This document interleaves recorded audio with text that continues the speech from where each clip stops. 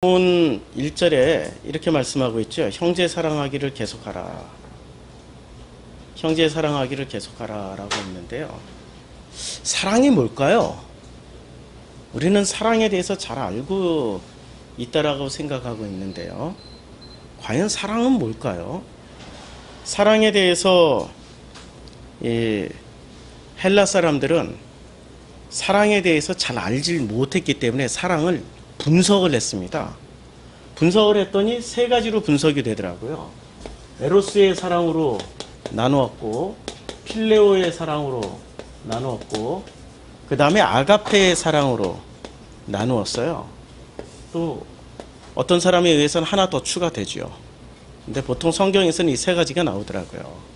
에로스의 사랑은 몸의 사랑, 육체적인 사랑, 짜릿한 사랑, 뭐 그런 거죠. 쾌락의 사랑. 필레오의 사랑은 뭐 형제들 간의 부모 자식 간의 사랑, 이 인간이 나눌 수 있는 사랑. 아가페의 사랑은 정말 지고지순한 사랑, 이렇게 나누었는데요. 헬라 사람들은 이렇게 나누었지만 우리 동양인들은 이렇게 나누지를 않았어요. 동양인들에게 있어서 사랑이라는 것은 도대체 어떻게 정의가 될까요? 그래서 동양인의 대표 묵자라는 사람이 사랑에 대해서 이렇게 이야기를 했습니다. 사랑은 내가 힘들어짐으로써 행복해지는 유일한 경험이다. 말이 좀 어렵나요? 내가 힘들어짐으로써 행복해질 수 있는 유일한 경험이다. 우리 자식을 위해서 대개의 엄마들은 힘든 시간을 보내죠. 근데 그것을 고통이다, 고난이라고 생각하신 엄마들이 있었나요? 없었죠? 그 지나는 그 모든 시간이 행복한 시간이었단 말이에요. 행복했지만 그 자식 때문에 어느 순간 보니까 자기의 젊은 날의 어느 부분이 뭉텅 사라질 수도 있고, 건강을 잃을 수도 있고, 참 마음을 많이 다칠 수도 있단 말이에요. 사랑이라는 건 있잖아요. 자기 자신이 힘들어짐으로 인해서 행복해질 수 있는 유일한 그 경험, 그걸 묵자는 사랑이라고 그랬습니다. 성경에서 너무도 그걸 잘 보여주고 있죠. 예수 십자가 사랑이라고 이야기하는데, 예수 십자가의 사랑의 본질을 이 동양에 있는 이 묵자가 정리를 너무 잘해줬어요. 예수의 십자가 사건은 누구의 사건입니까? 예수와 아버지 하나님의 하나가 된 그분이시잖아요. 그분이 십자가에서의 죽음. 그러니까 아버지 하나님이 예수와 함께 목숨을 내놓을 정도로 가장 힘들어지는 그러한 경험을 통하여서 누가 행복해지는 거죠? 우리가 행복해지는 거예요? 아버지가 행복해지는 거예요? 아버지가 행복해지는 거죠. 그 사람이 행복할지 안 할지는 상관없어요. 우리는 항상 상대방이 행복해지는 걸 전제로 한 것을 사랑이라고 그러잖아요. 사랑은 있잖아요. 내가 행복해지는 겁니다. 내가 행복해지는, 그 아버지가 진짜 행복해지는 거예요. 나를 죽여 나의 형상들이 정말 깨어날 수만 있다면 당신은 기쁘게, 행복이죠. 행복하게 십자가에서의 죽음을 맞이한 거죠. 그게 사랑이라는 거예요. 만약에 상대방의 행복까지도 기대를 했다면 못 견디겠죠. 좁은 길 들어가는 사람이 많습니까? 넓은 길로 가는 사람이 많습니까? 넓은 길 가는 사람이 훨씬 많죠.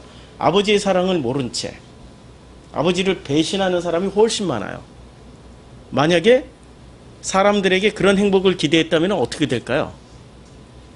넘어지겠죠. 넘어질 수밖에 없죠. 아예 기대를 안 하는 거죠. 우리가 부모가 자식을 키울 때 사실 십자가의 사랑처럼 우리를 다 내려놓고 우리를 깎아 먹어 가면서 자식에게 제사를 먹이는 거잖아요. 예수님 말씀하셨잖아요. 이는 내 피요 이는 내 살이요 내 살과 피를 먹으라 라고 말씀하셨잖아요. 그 살과 피를 먹으라고 말씀하시고 무엇을 기대하셨습니까? 무엇을 기대하셨어요? 잘 살아라. 그걸 기대하신 거 아니에요? 잘 살아라. 그게 바로 사랑입니다. 우리 부모가 자식들에게 자기의 살과 피를 다 띄어서 먹여준 거예요. 그리고 그 자식이 행복해 한다면 그거보다 더 큰 행복이 어디 있습니까? 이렇게 스바냐 3장 17절에서는 뭐라고 말씀하고 계세요? 너희 하나님 여호와가 너로 인하여 기쁨을 감추지 못하고 기뻐하시느니라. 하나님이 가장 기쁠 때가 당신의 살과 피를 띄어줘서 그것을 먹었던 하나님의 형상들이 깨어났을 때 스바냐 3장 17절처럼 하나님이 너무너무 기뻐하시는 거예요. 상상이 되십니까? 하나님은 그 행복으로 살아가시는 거예요. 피드백이 왔을 때. 그러나 100% 피드백이 다 오는 게 아니죠. 100% 오는 게 아닙니다. 극히 일부만 그런 반응을 보여주고 대부분의 사람들은 그 하나님을 뭐로 생각하시죠?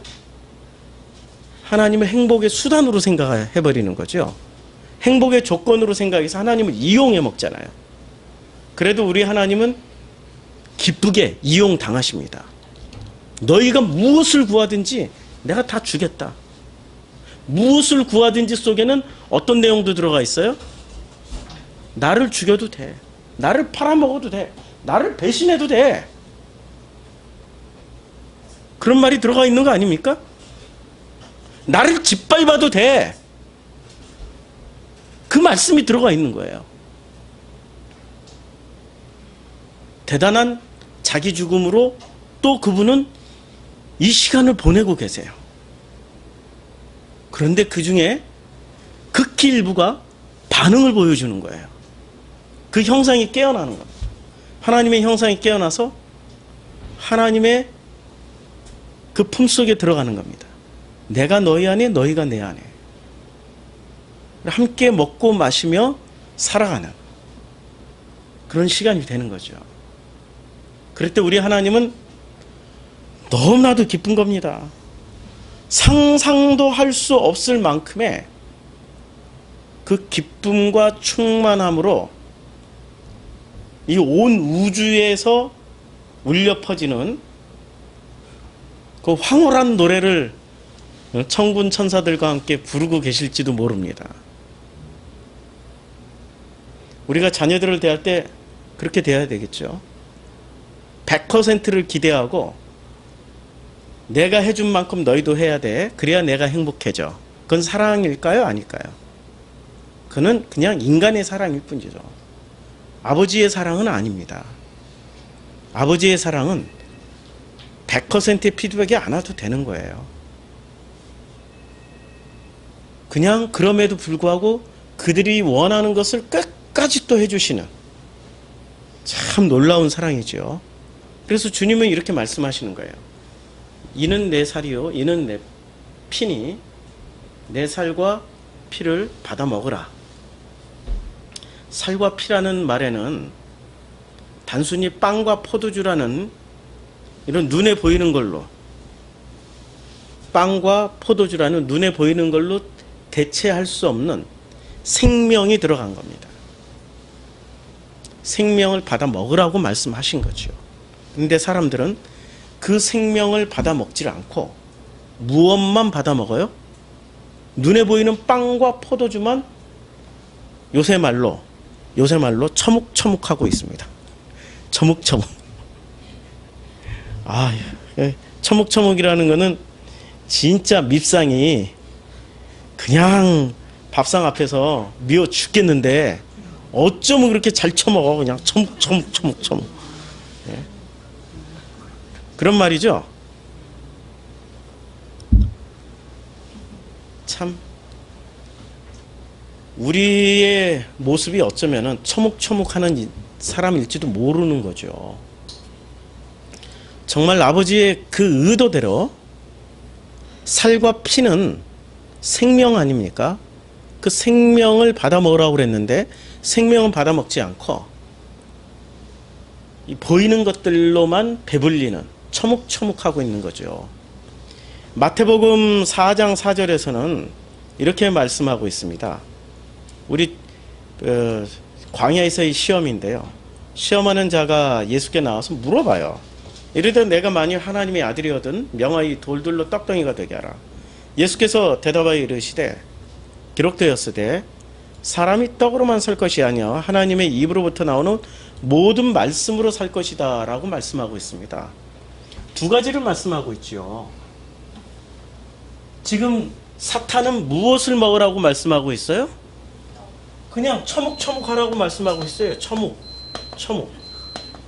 눈에 보이는 육신의 생명 이어가라고. 근데 주님은 뭐라고 말씀하세요? 살과 피를 말씀하고 있습니다. 생명이 담긴, 이 생명이 가득히 담긴 이 살과 피를 말씀하고 계시는 거예요. 우리는 삶의 현장에서 예수의 살과 피를 먹으면서 살고 있습니까? 육신의 양식은 먹을지 몰라도 정말로 하나님이 주시는 이 생명을 받아먹고 살고 있느냐, 이 말씀이죠. 영주주의자들은 심플하게 대답을 해요. 그러고 있다고. 어떻게? 우리는 성경을 공부하고 있다고, 말씀을 알아가고 있다고. 그래서 영주주의자예요. 영지라는 게 뭐 복잡한 수식어 필요 없습니다. 영지는 간단해요. 영을 알아가는 지식, 성경을 알아가는 지식이에요. 이 지식을 우리가 가득히 담고 있기 때문에 우리 속에서는 생명이 가득히 담겨 있다라고 이야기를 해요. 영주주의자들은 사실은 굉장히 과격한 어떤 그 자유주의나 뭐 굉장한 무슨 철학자들처럼 보이지만 실제로 그들은 근본주의자들이에요. 근본주의자들이 뭔지 아십니까? 이 모든 종교에서 근본주의자들은 항상 과격 집단이죠. 이슬람 근본주의 하면 쉽게 이해가 되죠. 기독교 근본주의, 이슬람에도 근본주의가 있듯이 기독교에도 근본주의가 있어요. 기독교 근본주의. 왜 이분들이 근본주의냐면은 하나님을 만나는 대신에 하나님을 근본으로 삼아서 자아를 하나님처럼 만들려고 하고 있기 때문에 근본주의자들이죠. 이 역사 속에 있는 종교의 패러다임에서 단 한 번도 벗어난 적이 없었던 근본주의자들입니다. 복음주의자들은 뭘까요? 그러면 복음주의는 있잖아요. 살아내는 겁니다. 역사 속에서 그 삶을 살아가고 있는 거예요. 영주주의에서 빠진 것은 뭐가 빠졌죠? 삶이 빠졌어요. 히스토리. 이 삶이 히스토리란 말이에요. 역사란 말이에요. 히스토리가 빠졌어요. 뭐만 가지고 있으면 된다고 이야기를 하죠? 지식. 말씀만 가지고 있으면 돼요. 그 말씀. 어떤 말씀? 진리가 된 말씀, 복음이 된 말씀, 아들이 된 말씀, 하나님과 하나가 된 말씀. 그래서 하나님이 된 그 말씀을 가지고 있으면 자신들은 뭐라고 생각합니까? 이미 구원은 따놓은 당상이요. 이제 이 땅을, 이 현재를 마음껏 즐기면서 누리면서 살아가라고 곧다이 소리 하고 있죠. 가능할까요? 가능할까요? 우리에게 생명은 뭐지요? 예수가 말씀하셨잖아요. 살과 피라고. 그럼 예수의 살과 피가 우리에게 생명이 되는데 실제로 살과 피를 먹으라는 얘기인가요? 살과 피를 매일 먹으면 어떻게 되죠? 드라큘라가 되죠. 그리고 좀비가 되겠죠. 이 온 세상이 손가락질하는 이상한 존재가 되는 거죠. 박멸당하겠죠. 이상한 집단이라고 이 세상에 짓밟아서 없애버릴 겁니다. 그러면 살과 피는 무엇을 말씀하고 있는 건가? 영주주의자들은 간단해요. 그게 바로 말씀이야. 하나님 입에서 나오는 말씀이야. 그래서 말씀을 많이 알면 돼. 하나님이 말씀을 뭐로 하셨습니까? 성경으로 하셨죠. 성경으로 말씀하셨죠. 그러면 성경 말씀을 많이 알고 있으면 되는 건가요? 아닙니다. 백문이불여일견. 그 말씀이 내 삶 속에서 실행이 될 때, 삶 속에서 그 말씀을 살아가고 있을 때 내 속에는 뭐가 공급이 되고 있는 거예요? 생명이 공급되고 있는 겁니다.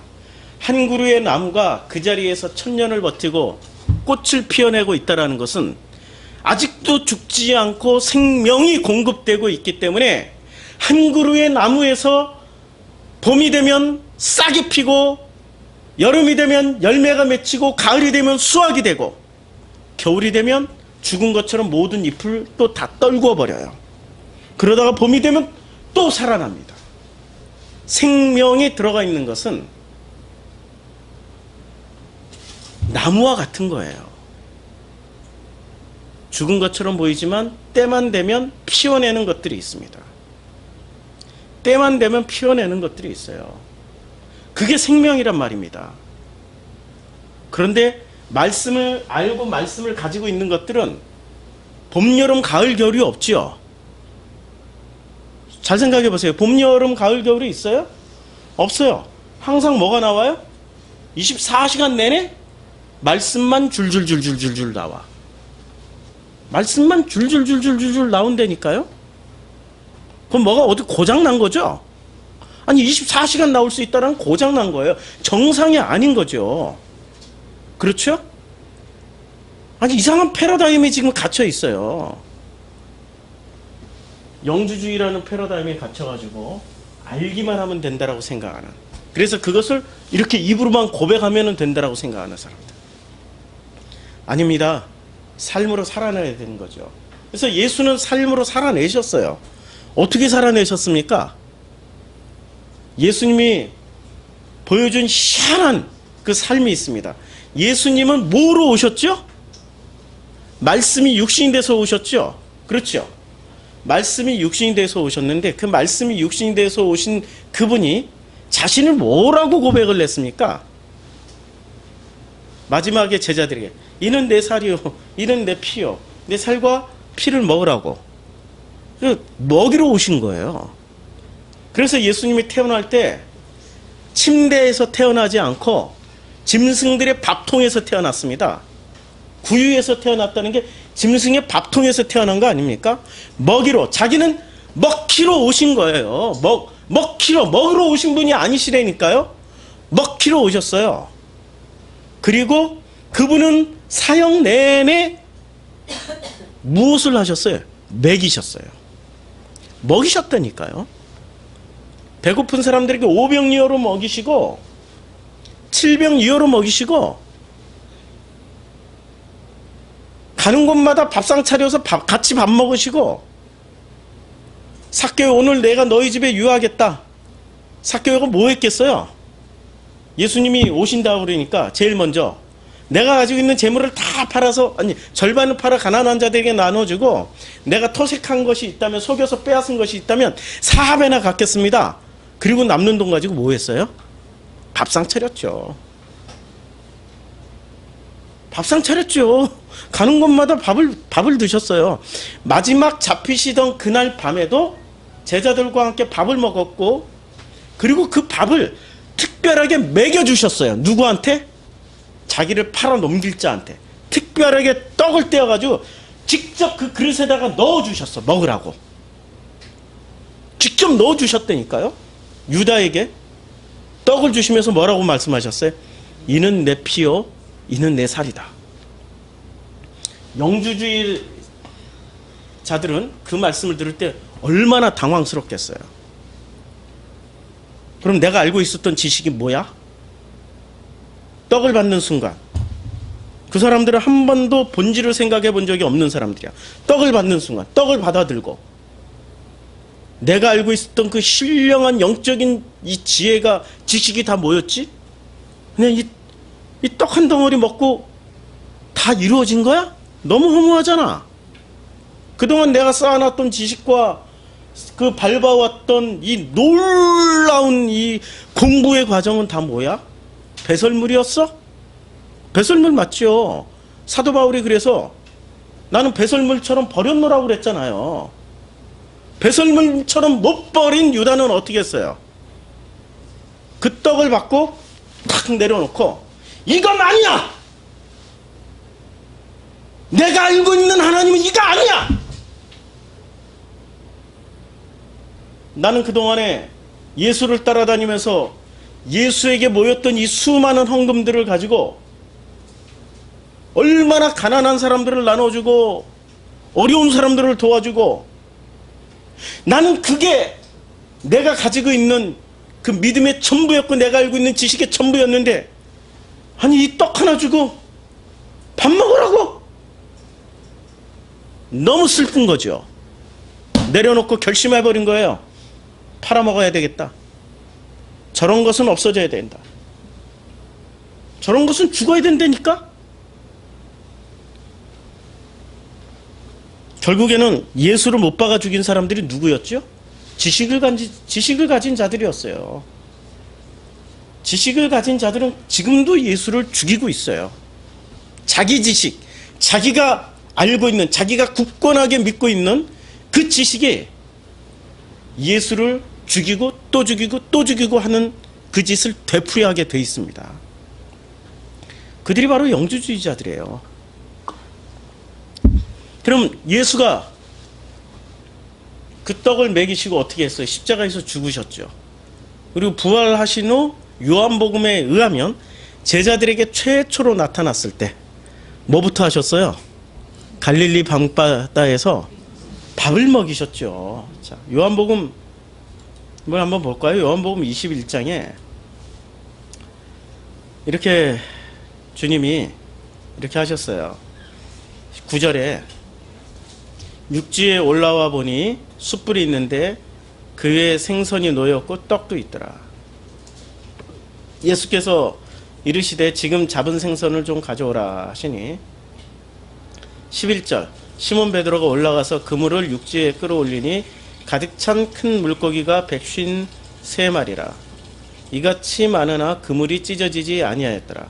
12절 예수께서 이르시되 와서 아침 먹어라. 조밥 먹으라가 아침 먹어라. 아침 먹어라 하시니 제자들이 주님이신 줄 아는 고로 당신이 누구냐 감히 묻는 자가 없더라.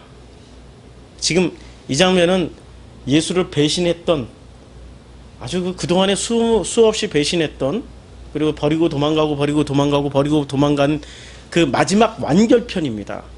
이제 이 정도 학습을 한 거예요. 도망가고 또 붙잡혀오고 도망가고 붙잡혀오고, 마지막 학습 장면에서 드디어 밥 먹어야지.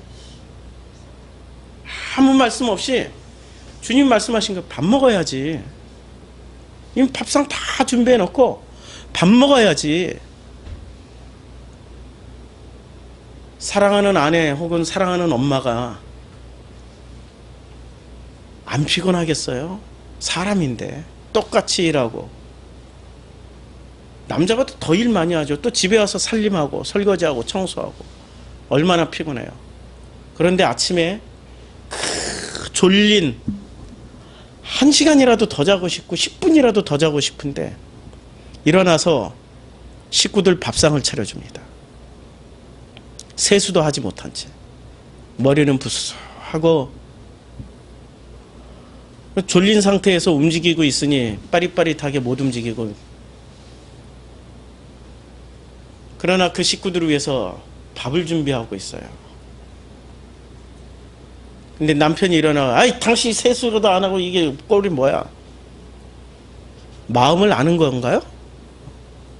모르는 거죠.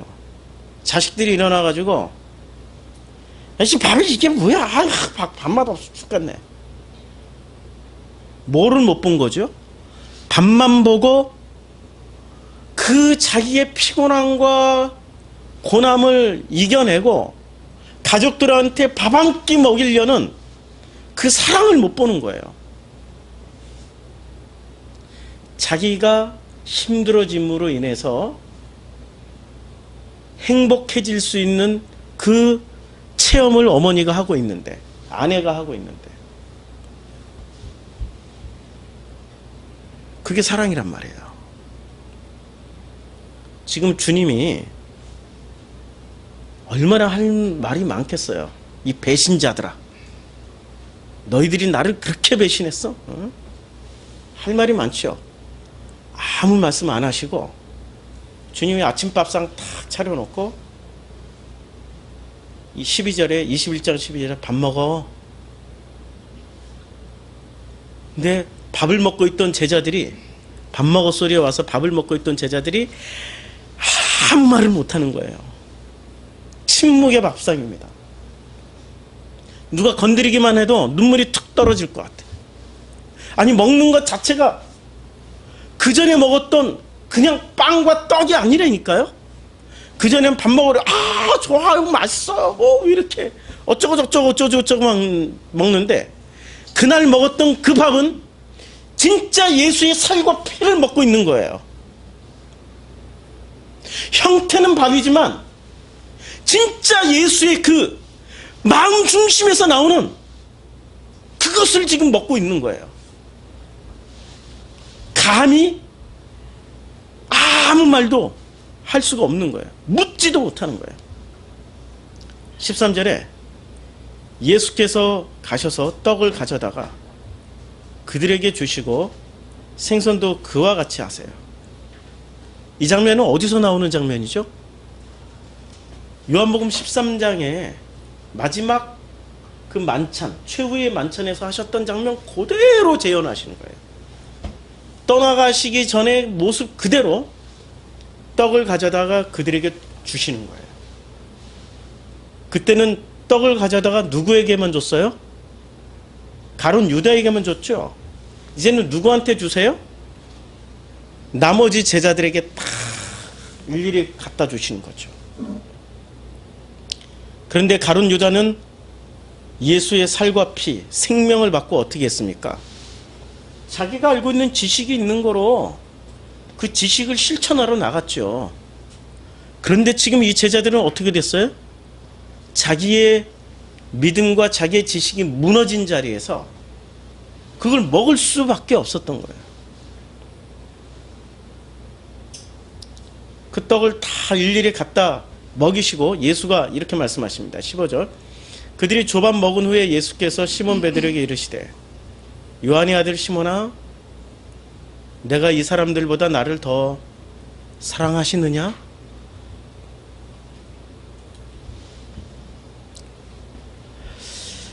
살과 피를 먹는다라는 건 바로 이 장면이에요. 우리가 살아간다라는 건 매 순간 아버지의 이 사랑 고백 확인을 듣는 겁니다. 내가 이 사람들보다 나를 더 사랑하느냐?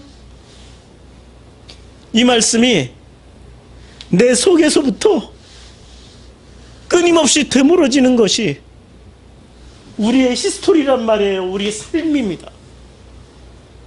우리의 삶에서는 예수의 이 질문이 끊임없이 우리들에게 들려와야 되는 거예요. 지식으로 오는 게 아닙니다. 마음으로 오는 거예요. 내가 이 사람들보다 나를 더 사랑하느냐?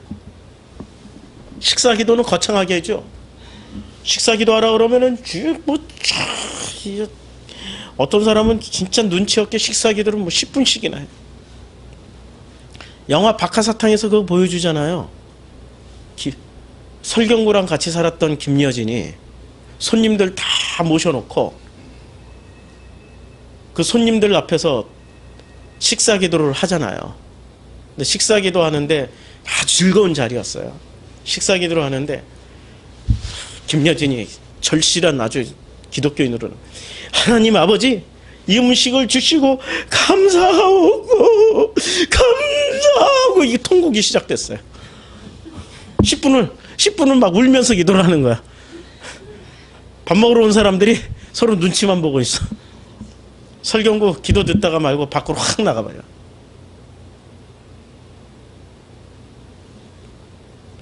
그런 감정이 아니란 말이에요. 밥 한 숟갈을 먹더라도 그 밥 속에 담겨있는 그 생명을 우리가 먹고 있는 거란 말이에요. 그 생명을 먹으면서 우리는 아버지의 질문을 들을 수 있는 거죠. 내가 나를 사랑하느냐? 그래서 어쩌면은 밥은 끼니인지도 몰라요. 끼니. 끼니라는 말 아세요? 이 끼니라는 것은 영원하지 않다라는 겁니다. 끼니라는 것은 그때만 때우면 또 끝나요. 또 다른 새로운 끼니를 먹어야 돼요. 이 밥의 비밀은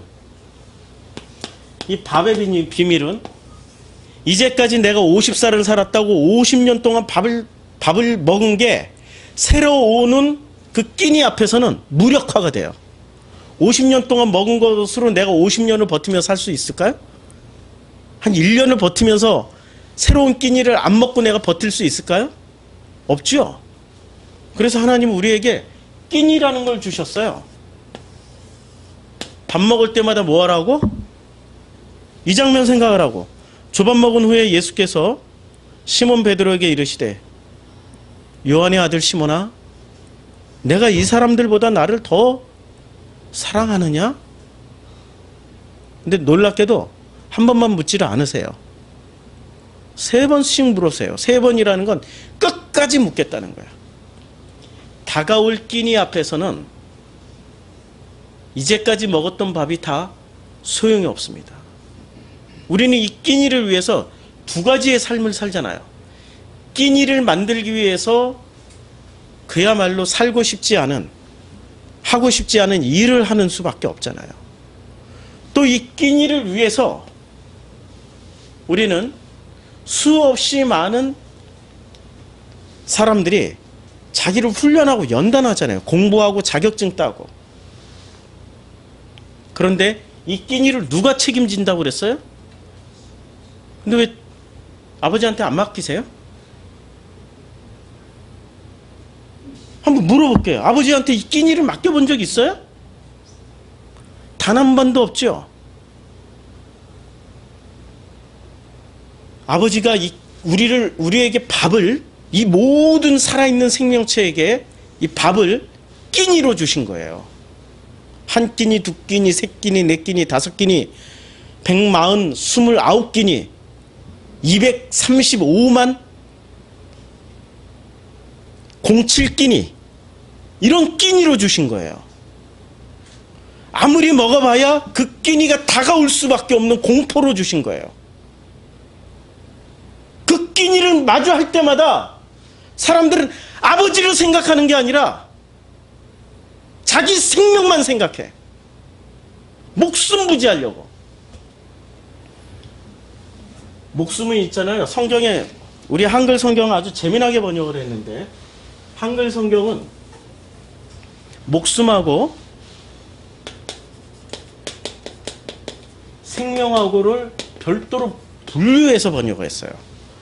목숨은 어떻게 하겠다고 그랬어요? 목숨은 잠언, 욥기, 복음서에서도 목숨은 있다가 사라지는 거예요. 목숨은 이렇게 숨이 넘어가면, 목에서 숨이 넘어가면 뭐가 되는 거예요? 죽음이 되는 거예요.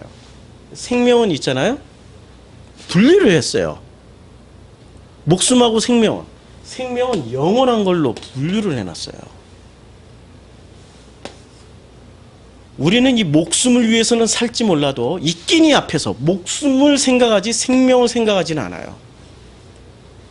끼니 앞에서 우리는 무엇을 생각해야 되죠?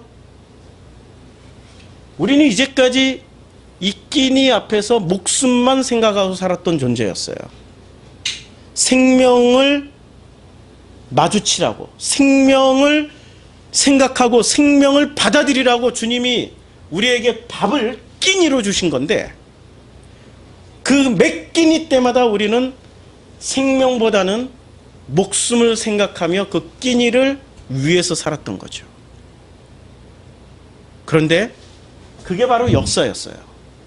이 역사 안에는 두 개가 담겨 있는 거죠. 역사를 살아가려면 뭐를 해야 되니까 반드시 밥을 먹어야 돼요. 이 밥을 먹는 사람은 이것을 목숨으로 밥을 먹어야 되느냐 아니면 생명의 밥을 먹어야 되느냐를 늘 생각해야 되는 거죠. 생명으로 밥을 먹는 사람들은 그 밥을 먹을 때마다 하나님의 질문을 듣습니다. 내가 나를 사랑하느냐? 내가 나를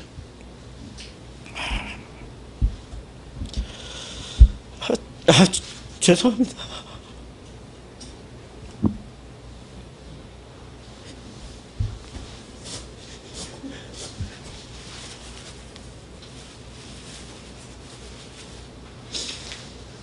우리는 어쩌면은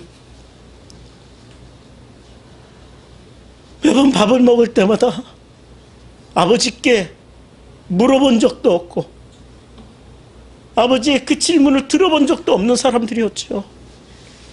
그저 목숨 부지하기 위해서 끼니를 해결한 거죠. 그렇게 살아내려고 그랬던 거죠.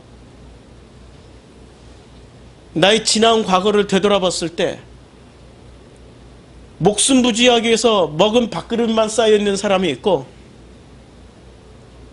생명의 밥그릇을 쌓아놓은 사람들이 있었다라는 거죠. 앞으로 어떻게 살 겁니까?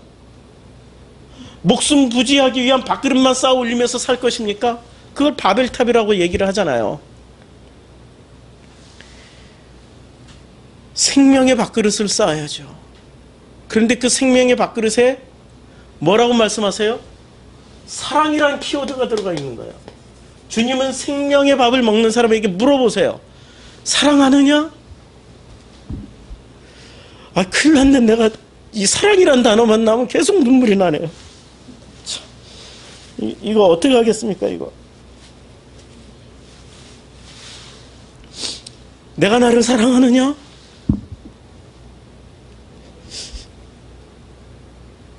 그 사랑이란 단어, 그 안에는 자기 희생이 들어가 있는 거예요. 쉽게 대답할 수가 없죠. 이제 베드로가 죽음과 부활을 다 경험하고 있는 이 베드로에게 내가 나를 사랑하느냐라는 그 말 속에는 무엇이 담겨 있습니까? 죽음과 부활이 담겨 있는 거예요. 내가 먹는 이 밥에는 생명이 담겨 있다면 죽음을 두려워하지 마. 네가 먹고 있는 게 생명이기 때문에 죽음을 두려워하지 마. 예수로 죽고 나처럼 그리스도로 다시 사는 거야. 그게 거듭남이라니까. 이제까지 깨지 못했던 어떤 패러다임들이 있어? 그것과 함께 죽어봐. 그럼 다시 살아날 거야. 그게 거듭남이라니까. 이제까지 목숨의 밥을 먹었다면은 지금부터는 생명의 밥을 먹어야지. 그게 거듭남이야. 사랑에는요, 십자가가 담겨 있는 겁니다. 이 십자가는 철저하게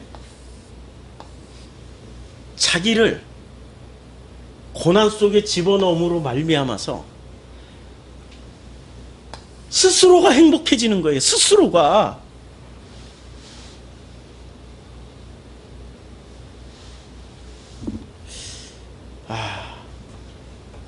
제가 설교를 올리면 한 주간에 한 1000명이 들으시더라고요. 또 우리 프로시코마이에 출석하시는 분들이 한 30여 명 다 합치면 이제 10,000원 후원, 이제 정기 후원을 좀 부탁합니다. 예, 올렸어요. 자본주의에서는 뭐가 생명일까요? 생명일까요? 목숨일까요? 목숨이죠. 자본주의에서는 돈이 목숨이잖아요.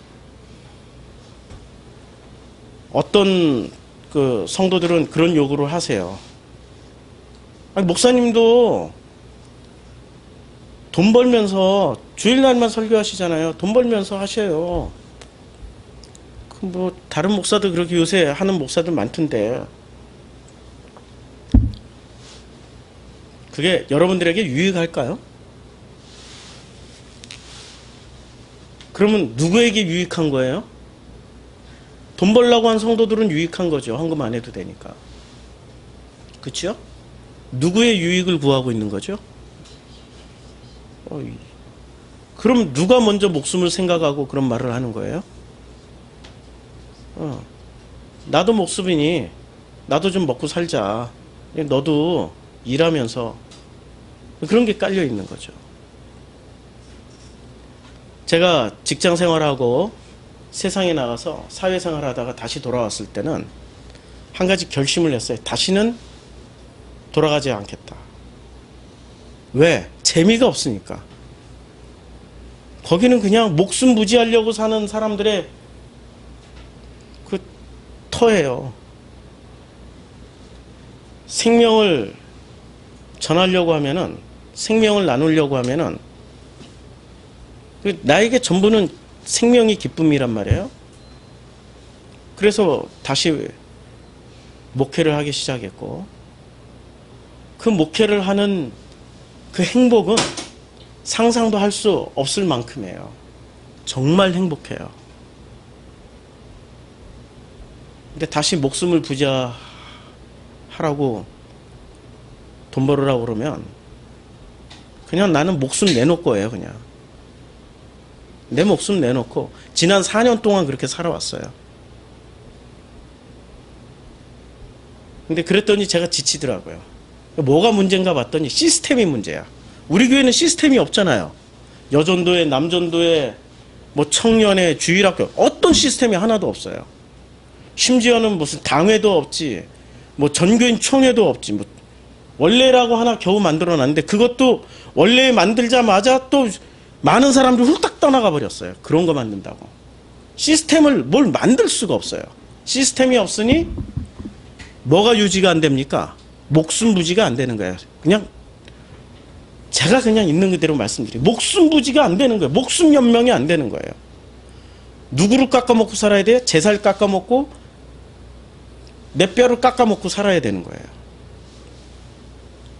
나는 이렇게 힘듦으로 인해서 여러분들이 행복해지는 것이 정말 저에게는 사랑이었어요. 지난 4년 동안 충분히 체험을 했어요. 그래서 나름 아주 쉽게 생각을 했죠. 야, 1000명이 듣고 있고 우리가 30명이니까 그래, 10,000원씩이니까 부담 없는.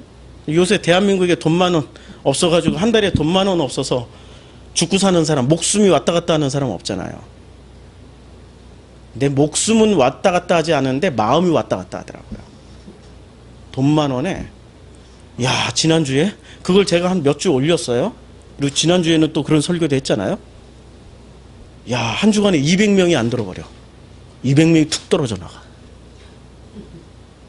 보통 지금은 조회수가 900이나 거의 1000회쯤 올라와야 되는데 어제 마지막 저 새벽 2시에 확인하고 왔어요. 700 몇 회야. 200명이 떨어져 나간 거야. 무섭다. 목숨을 위해서 사는 사람들이 있구나. 여기까지 건너왔으면은 목숨을 내놓고 살아야 되는 거 아닌가? 사실 저는 목숨 내놓고 광고하는 거예요, 지금. 이런 적이 없어요. 내가 무슨 앵벌이도 아니고, 그지도 아니고. 그런데 시스템을 이렇게 해놓지 않으면 목사가 타락하더라고요. 교회에 의지해서 교회의 사례비만 먹고 산다.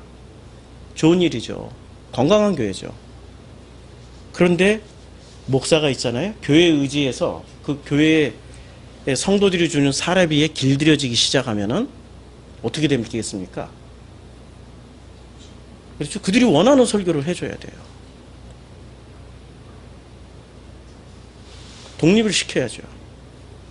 그리고 우리 프로슈크마이는 프로슈크마이 나름대로 나오는 모든 헌금 가지고 당신들이 운영하세요. 성도님들이 운영하시고 성도님들이 교회 행정, 관리, 무슨 행사 다 하세요. 저는 그 후원금 가지고 먹고 살면서 말씀만 전할 거예요. 변질되지 않는. 그런데 뭉탱이로 또 헌금하시는 분이 있다면은 저는 그 사람 또 따라가게 돼 있어요.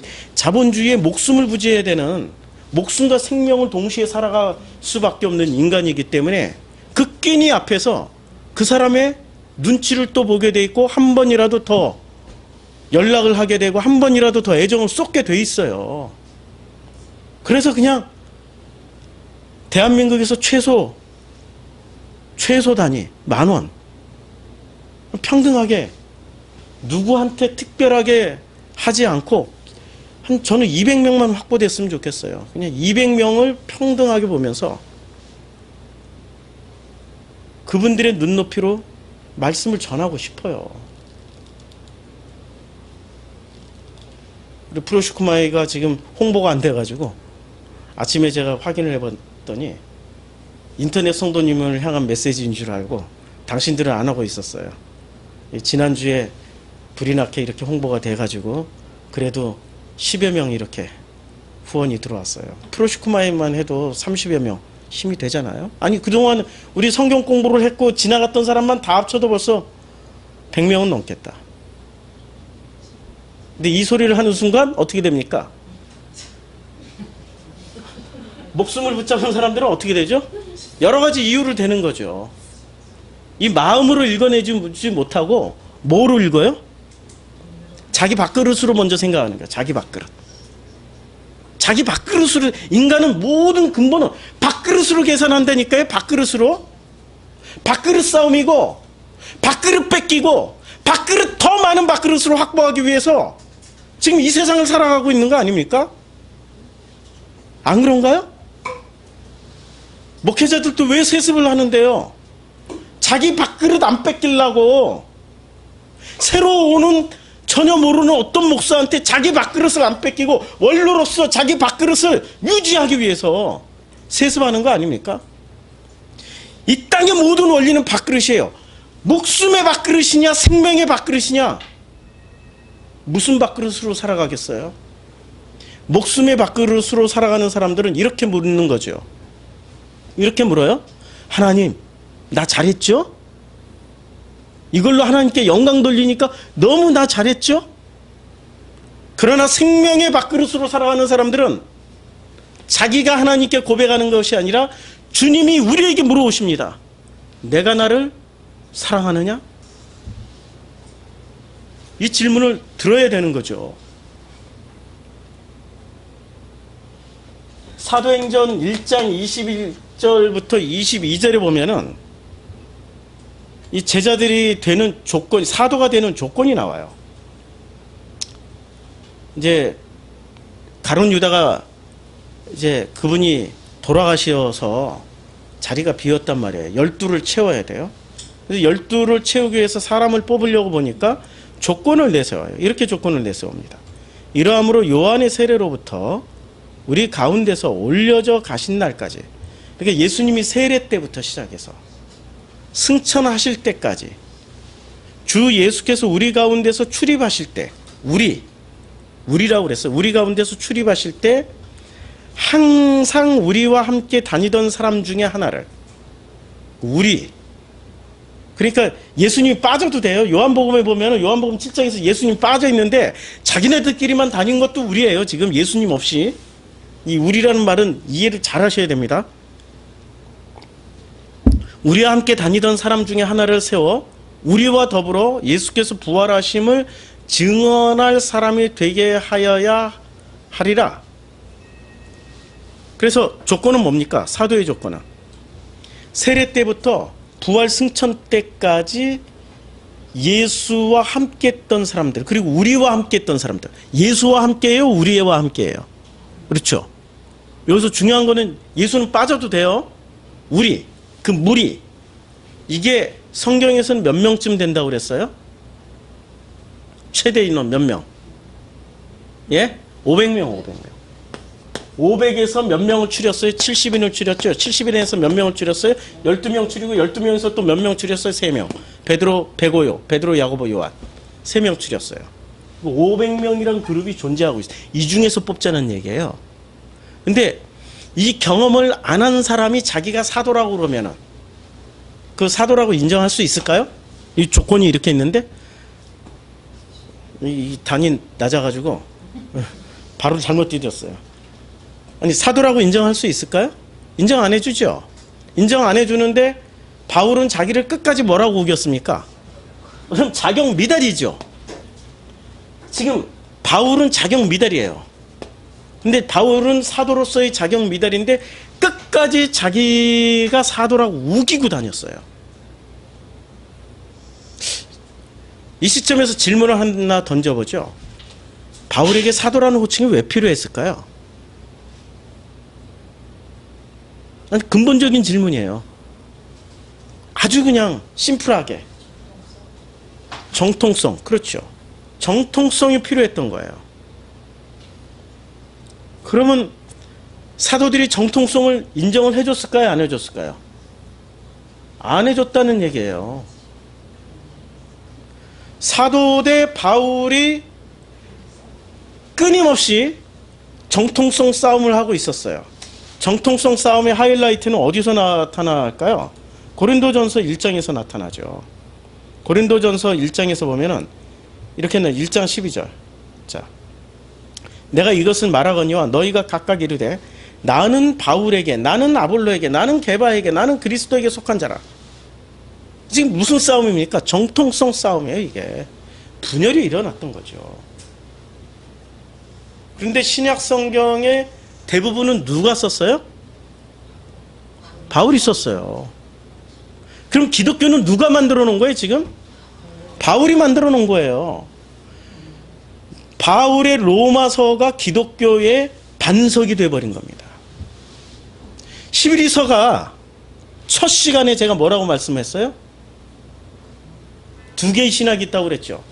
이 신약 성경에는 바울의 신학이 있고 마가의 신학이 있다고. 히브리서는 지금 어디에 서 있을까요? 바울의 신학이었을까요? 마가의 신학이었을까요? 마가 신학이었어요. 그래서 이게 우연의 일치인지는 모르지만 히브리서를 중심으로 해서 히브리서 전에는 전부 다 바울 서신만 다 모아놓고 히브리서 이후에는 전부 다 사도들의 서신만 다 모아놨어요. 히브리서 이전에 바울 서신에서는 무엇을 강조했어? 오직 믿음으로. 그리고 바울 서신의 핵심의 내용은 뭐였어요? 구원, 영생, 맞죠? 그런데 히브리서 다음에 사도들의 서신은 전부 다 무엇을 말씀하고 있습니까? 사랑하라.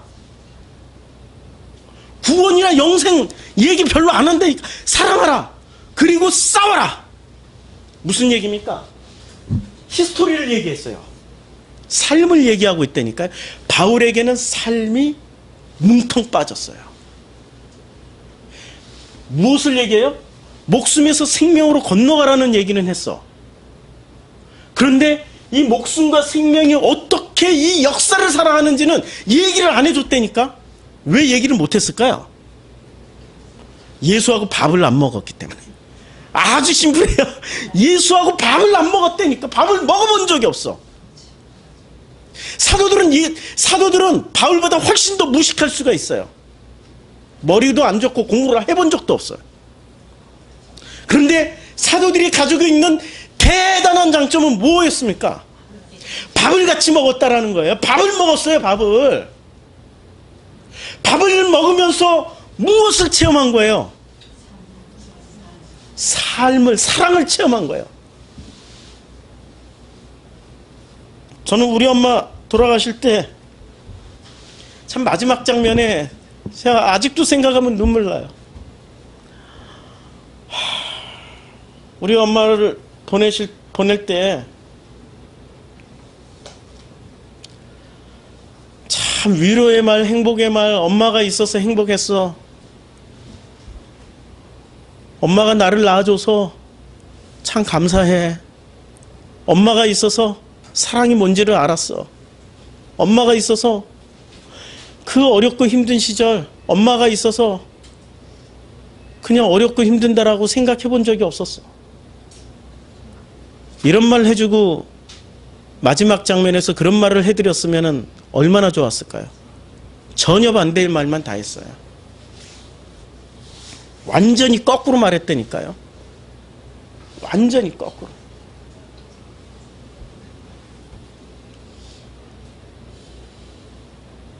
어머니의 마지막 장면에서 내가 했던 말을 되돌아가만 갈 수 있다면 그 말을 다 적고 다시 말해주고 싶은데 참 이 역사라는 건 놀랍게도 되돌아오질 않아요. 되돌릴 수가 없다니까. 지나오면 그걸로 끝이에요. 지나오면 그걸로 끝이고 그게 그냥 내 가슴 속에 묻혀버리는 거예요. 예수가 이는 내 살이요 이는 내 피요 이것을 먹고 뭐라고 말씀하세요? 나를 기억하라고. 기념하라가 아니라 기억하라고. 번역 잘못했어요. 기억하라고. 나는 어머니의 살과 피를 먹고 살았던 내가 어머니를 이제 다시 생각하면은 두 가지가 목숨 버리고 싶은 생각이 나요. 내가 그런 놈이었으니까 죽고 싶어. 그런데 또 한편으로는 그 어머니로 인해서 내가 생명을 받았단 말이에요. 생명을 살아내고 싶어. 어머니가 나를 기대했던 것처럼 생명을 살아내고 싶단 말이에요. 그쵸? 삶이라는 거는, 이 삶이라는 히스토리는 놀랍게도 목숨과 생명이 다 들어가 있는, 그래서 좋은 것과 안 좋은 것이 다 섞여 있어요. 좋은 것은 좋은 것으로 해석하고 안 좋은 것은 안 좋은 것으로 해석을 해야 목숨 부지하는 데는 유리해요. 그렇잖아요? 근데 생명으로 넘어가기에는 참으로 안 좋은 거죠. 어떻게 해석을 해야 됩니까? 나라는 삶이라는 그 역사 가운데는 지나온 건 되돌릴 수가 없어요. 그럼 다시 되돌리는 최고의 기능은 뭐죠? 기억하는 거예요. 기억해서 재해석을 해줘야 되는 거예요. 재해석을. 그 재해석을 하게 된 사람은 그때 어머니한테 했던 말들을 다른 사람들에게 못하는 거예요. 어떻게 하게 되죠? 어머니가 나에게 주셨던 그 생명으로 해석이 되었다면 다른 사람에게 그 생명을 주게 되는 거죠. 내 아들에게, 내 딸에게. 그런데 그것마저도 쉽지가 않아요. 지나온 삶을 되돌아보면 나는 아들에게 목숨 부지하는 방법을 가르쳐 주려고 그랬지 생명을 살아내는 길을 가르쳐 주질 못했던 거예요. 마지막까지 그 8월 땡볕에 아들에게 야 아르바이트 좀 해. 야, 아들이 새벽 4시에 걸어서, 차도 없으니까 걸어서 돈 한 푼 아끼려고 무학지에서 불광동까지 걸어갔어요. 거기에 대한인력사무소에 있어가지고. 인력사무소 가가지고 거기서 하루에 일거리를 받으면은 했던 일이 철거 현장에서 철거 부시다가 유리가 깨져가지고 유리가 여기 손목을 치고 나가서 위험한 경험도 했고, 그 뜨거운 8월 땡볕에 아스팔트에서 아스팔트 까는 일에 뒤에서 깃발 들고 이렇게 하는, 뜨거운데 그 뜨거운 아스팔트 위에서 일하다 보니까 신발이 딱 벌어져 버린 거예요. 그 좋은 그 비싼 등산화도 그 열기를 이겨내지 못하고. 그러고 돌아온 아들에게 나는 목숨을 살아내는 방식을 가르쳐주고 있어. 끼니를 어떻게 때울 것인가. 잔인한 아버지였죠. 아들에게 생명을 줬어야 되는데. 근데 아들이 스스로 생명을 찾아가더라고요. 나도 참 불량한, 어머니로부터 그렇게 받았는데도, 그 생명을 받았는데 그 생명을 자녀들에게 전해주지 못하고 그 생명을 아내에게도 전해주지 못해. 지난주에 내가 그랬잖아요. 당신이 나가서 일 좀 하라고. 막 우리 성도들이 성경 공부하는데. 참 아이러니죠. 아이러니. 그쵸? 아이러니죠. 오죽 힘들었으면 제가 그런 얘기를 하겠어요. 삶을 살아내는데 이 삶을 살아내는데 우리는 어떤 밥을 먹으면서 살고 있냐는 거죠. 어떤 밥을 드시고 있습니까? 목숨의 밥을 먹고 있습니까? 생명의 밥그릇을 쌓고 있습니까? 목숨의 밥그릇을 쌓고 있다면 그건 바벨탑을 쌓다가 아버지 앞으로 가게 되는 일입니다. 우리는 믿음만큼 산다라고 그러죠. 예수는 자기를 또 뭐라고 표시했어요? 뭐라고 말씀하셨습니까? 예수는 있잖아요. 자기를 길이라고 말씀하셨어요. 요한복음 14장 6절에 보면 이렇게 말씀하고 있습니다. 예수께서 이르시되 내가 곧 길이요 진리요 생명이니 나로 말미암지 않고는 아버지께로 올 자가 없느니라고 말씀하고 계세요. 예수는 자기를 뭐라고 말씀하셨어요? 길이야. 아주 심플해. 길이야. 그리고 주님은 또 자신을 뭐라고 그랬어요? 생명이야. 어떤 길이에요? 생명의 길이에요. 밥으로 치면 목숨의 밥을 소개하신 겁니까? 생명의 밥을 소개하신 겁니까? 생명의 밥을 먹으려면 어떻게 하라고요? 예수라는 길을 걸어가라고요. 예수라는 길을 걸어가라. 그래서 좁은 길, 넓은 길을 말씀하신 거죠. 예수가 갔던 그 길은 좁은 길이라고. 좁은 길, 넓은 길 이렇게 말씀드리면은 추상적이죠. 이렇게 소개할 수 있죠. 우리가 사람을 평가할 때 있잖아요. 사람을 평가할 때 어떤 사람을 최고로 칩니까? 이 사회에서는 이쪽 끝과 이쪽 끝이 있어요. 이념으로 치면 여기는 좌고 여기는 우가 될 수 있고, 또 종교적으로 치면 여기는 어둠이고 여기는 빛의 길일 수도 있고,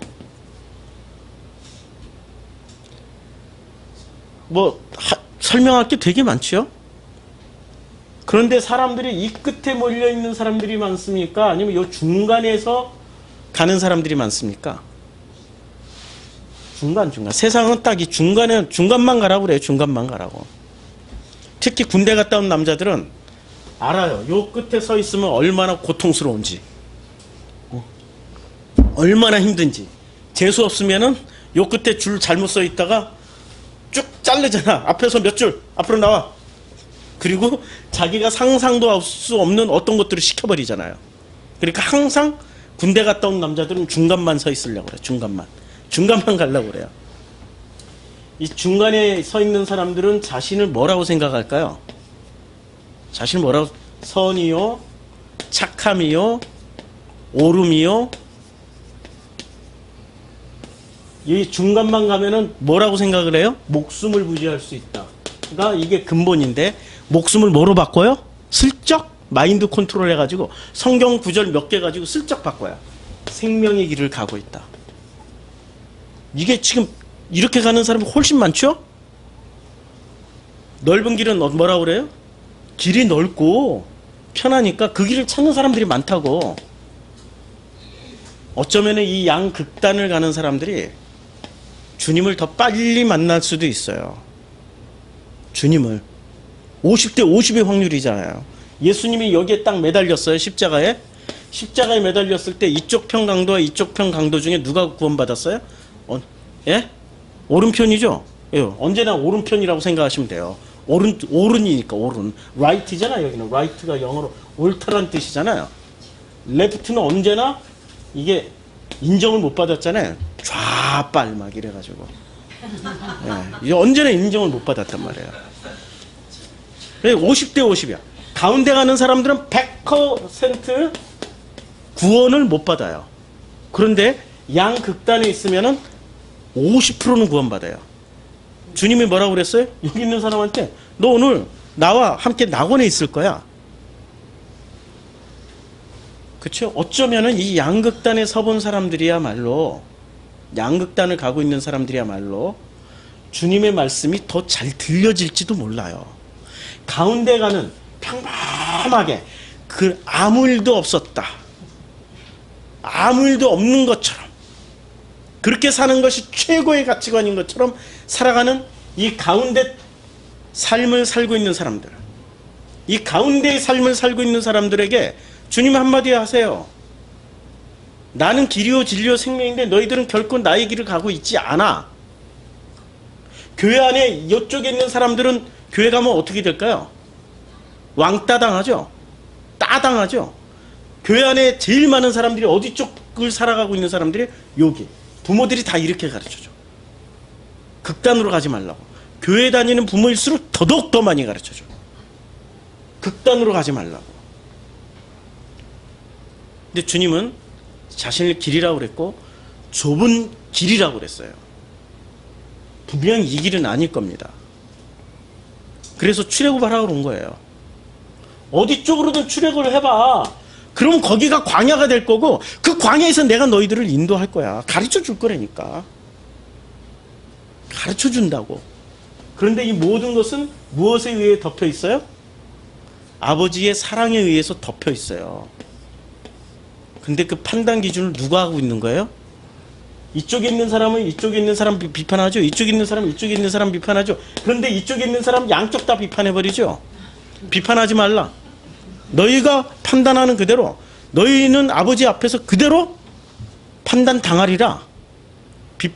주님이 그대로 비판하신다고 그랬어요. 어느 쪽에서든 깨닫는 사람은 이 모든 게 아버지의 사랑이었구나라고 깨닫고 비판을 내려놔요. 판단 내려놓게 돼 있다니까요. 극단에 서보니 나쁜 놈의 극단에 서보니까 이 세상에는 전부 다 뭐만 있어요? 대답 잘 하셔야 돼요. 이게 함정이 있어요. 나쁜 놈의 극단에 서보니까 이 세상은 전부 다 그렇지. 다 똑같은 놈. 다 나쁜 놈이야.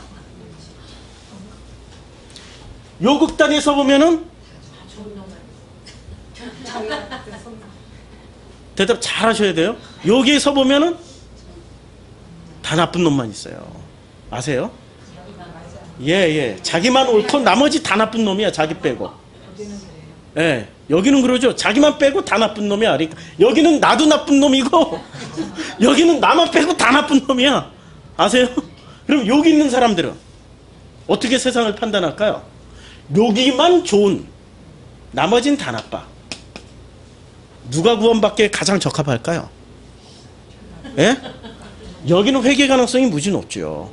나도 나쁜 놈이니까 이 사람들이 돌아올 가능성이, 생명으로 들어갈 가능성이 훨씬 높아요. 안 그래요? 이쪽으로 갈수록 회개할 가능성이 불가능해집니다. 내 죄가 뭔지? 그러니까 여기 가운데 있는 사람들을 회개하라고 그러면 맨날 간음했던 거, 무슨 노름했던 거, 술 마셨던 거, 담배 폈던 거, 진짜 무슨 초딩이야? 요새는 초딩이도 그런 거 회개 안 해. 맨날 회개하라면 그것만 회개해. 근데 이쪽에 서 있던 사람이나 이쪽에 있는 사람들은 뭘 회개를 해요? 이 사회에 보이지 않는 모든 구조와 자기의 그 악한 구조를 알고 있기 때문에 구조를 회개해요. 구조를. 그리고 하나님한테 SOS를 청한다니까요. 살려주세요. 도와주세요. 목숨을 부지하기 너무 힘들어요. 살려주세요. 도와주세요. 그러면 하나님은 목숨도 살려주지만 진짜로 무엇을 살려주세요? 생명을 줘버리세요. 그게 하나님의 놀라운 은혜요 사랑입니다. 이걸 받아야지요. 그러니 어떤 길을 가야 돼요? 넓은 길에서 나오세요. 그리고 이런 길을 가고 있는 사람들 판단하지 마세요. 비판하지 마세요. 다 이분들이 오히려 하나님의 사랑을 더 많이 받을 수 있는 환경과 조건으로 살아가고 있어요. 내가 가운데 서 있다고? 내가 중간만 간다고? 그래서 사람들의 칭찬을 받고 있다고? 그 사람에게 칭찬해주는 그 사람들이 당신들의 하나님이죠. 당신이 하나님이잖아요. 그렇잖아요. 하나님 안 찾는다니까 사람에게 칭찬받고 사람에게 눈밖에 벗어나지 않으려고 두루뭉실하게 살아가는 것 뿐이야. 벗어나면 목숨 부지가 안 되니까. 30년 전의 대한민국 교회와 2017년도의 대한민국 교회의 차이점 한번 말씀드릴까요? 1970년대 대한민국 교회는 대한민국 교회에 들어가봐야 다들 다 먹고 살 길이 없었어요. 장로라고 해봐야 돈 장로로 절대 뽑질 않아요. 신앙 좋은 사람으로 장로 뽑지. 근데 지금은 영락교회 가서 우리가 확인을 했어. 영락교회 입후보한 장로들의 프로필 사진 찍어놨는데 휴대폰 몇 개가 날아가는 바람에 어디로 당겼는지 몰라서 못 찾지만 거기에 왜 사회 경력을 다 넣나? 어디에 무슨 장군, 어디에 뭐 기업의 CEO, 어디 교수, 의사, 재산까지 다 써놨어. 뭐 보고 뽑으라고? 왜 그렇게 써놨을 수밖에 없을까요? 얽히고 설켰어. 목숨의 관계로 얽히고 설켰기 때문에 목숨의 관계를 그 교회 사이즈를 유지해야 되니까 얽히고 설켜 있어야지 그 교회를 유지할 수 있습니까? 목숨의 관계로 이제 밥그릇 쌓기 게임하는 거예요. 밥그릇이 내려진 적이 없어. 밥그릇 더 쌓고 있어. 밥그릇 많은 교회일수록 뭐 8천억짜리 교회 짓고 하나님이 하셨습니다. 이렇게 8,700억이에요. 계속 돈 들어가고 있어요. 하나님이 하셨습니다. 2천억만 더하면 1조잖아. 이야, 1조 교회당 시대를 10번 했어요. 1조짜리 교회당 시대. 주여.